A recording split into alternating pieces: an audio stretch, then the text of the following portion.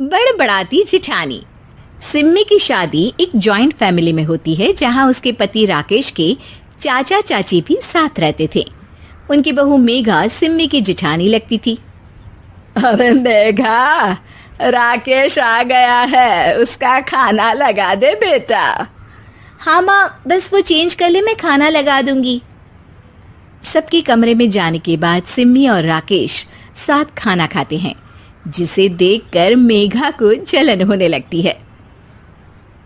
अरे सिम्मी, हमारे घर में पति के साथ खाना खाने का रिवाज नहीं है, तुम्हें राकेश ने बताया नहीं क्या? सिम्मी मुस्कुराकर वहां से चली जाती है कि मेघा सिम्मी की सास के पास जाती है। अरे चाची जी, राकेश भैया तो सीधे हैं, कछु नहीं बोलते, कछु नहीं समझते, लेकिन आप तो सयानी है ना। अब देखिए, साथ बैठकर खाती है भैया के, कुछ झूठा मीठा उसका भैया के पेट में चला जाए तो सिम्मी को तो पाप लगेगा ना, पाप। सिम्मी मेघा की बात सुन लेती है लेकिन कुछ नहीं बोलती। अगले दिन, सिम्मी, मैं मुंबई जा रहा हूँ, तुमको चलना है तो साथ चलो। मेघा राकेश की बात सुनती है और सीधे सिम्मी की सास के पास जाती है। अरे चाची, अरे चाची। अरे मेघा, क्या हो गया? बहुत परेशान लग रही है, सब ठीक तो है ना? अरे नहीं ना चाची, कैसा ठीक है?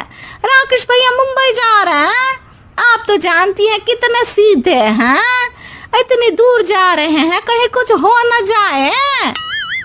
अरे नहीं नहीं, मैं नहीं जाने दूंगी उसे। अरे सिम्मी, पता चला है कि राकेश मुंबई जा रहा है। ना बेटा ना, वो नहीं जा सकता। अरे माँ, उन्हें ऑफिस के काम से जाना था, लेकिन आपको तो पता है ना, उन्हीं दिनों मेरे मायके में शादी है, तो वो अपनी जगह किसी और को भेज रहे हैं। अच्छा अच्छा, तो फिर ठीक है। सिम्मी समझ जाती है कि मेघा ने सास के कान भरे हैं। वो सास से कहती है, माँ जी, लेकिन हम दोनों कुछ दिनों के लिए मसूरी जा रहे हैं। आप तो जानती हैं कि शादी के बाद हम कहीं नहीं गए। अच्छा अच्छा, ठीक है, जाओ घुमाओ। सास वहां से चली जाती है। सिम्मी अपने कमरे में कपड़े पैक कर रही होती है कि तभी मेघा आ जाती है। अरे गर्मी में सर्दी के कपड़े काहे पैक कर रही हो? सिम्मी को मेघा पर नाराजगी तो होती है, लेकिन फिर भी वो कुछ नहीं बोलती। दरअसल मैं और राकेश हनीमून के लिए मसूरी जा रहे हैं ना। का हनीमून? हाँ हाँ, हनीमून। क्यों? हनीमून के लिए तो पति पत्नी ही जाते हैं ना, तो मैं और राकेश जा रहे हैं। मेघा भागकर सिम्मी की सास के पास जाती है। अरे चाची, सच में तुम लोगों जितना सीधा परिवार तो मैंने देखा ही नहीं है। अरे अकेले भेजोगे दोनों को? मैं और सुरेश तो कभी अकेले नहीं गए। हाँ भाई, हम तो परिवार में ही अच्छे, बड़ों के बीच, ऊपर से खर्चे है भगवान। अरे चाची, पहाड़ी इलाका है, कुछ हो गया तो? सास सीधी सिम्मी को बुलाती है, लेकिन सिम्मी तो वहीं सास के कमरे के बाहर ही खड़ी थी। बस मेघा दीदी, आपसे यही उम्मीद थी। अरे बड़ी हूँ, घर के कायदे कानून तो मैं ही बताऊंगी ना। अरे तो अपने घर में रखिए ना सारे कायदे कानून। आपकी सास खुद खाना बनाती है, क्योंकि आप यहाँ आकर मेरी सास के कान भरती हैं।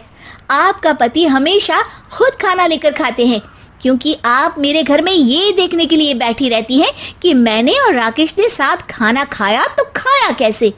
मेघा दीदी, आप अपने घर और घर वालों का ख्याल रखिए। मेरे घर में ज्यादा घुसने की जरूरत नहीं है, और हाँ, मैं अपने सास और पति को संभाल लूंगी।